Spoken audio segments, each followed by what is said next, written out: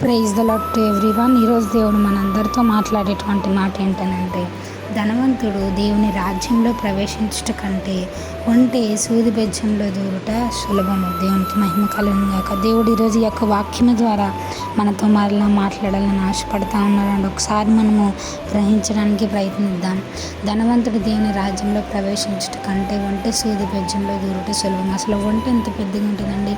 సూది బెజ్జంలో ఆ బెజ్జం కన్నా కొంచెం దారం లావైతేనే ఎక్కదు. అటువంటిది ఒంటె సూది బెజ్జంలో దూరుట సులభం అంట. దేనితో పోల్చుకుంటే ధనవంతుడు దేవుని రాజ్యంలో ప్రవేశించుట కంటే ఇది ఈజియెస్ట్ మ్యాటర్ అని చెప్తా ఉన్నది దేవుడు. అంటే ఒకసారి మనం ఆలోచిద్దాం, ఎంత క్రిటికల్, ఎంత టఫ్ అంటే నా కడుపు, నా ఆహారం, నేను, నా తిండి, నేను, నా జీవితము, నా డబ్బు అని జీవపు డమ్ చూయిస్తూ దేవుని కన్నా ఎక్కువగా ధనాన్ని పట్టి అతిశయించేటువంటి వాళ్ళెంత క్రైస్తవులైనా సరే దేవుని యొక్క రాజ్యంలో ప్రవేశించలేరంట. దానితో పోల్చుకుంటే ఒంటె దూరగలదు అని దేవుని యొక్క వాక్యం సెలవిస్తూ ఉందండి. సో ఈనాడు మనకున్నటువంటి అందాన్ని బట్టి, ఆస్తిని బట్టి, చదువుని బట్టి అతిశయిస్తున్నామా, లేకపోతే మన దేవుడైన యెహోవా నామమును బట్టి అతిశయిస్తున్నామా?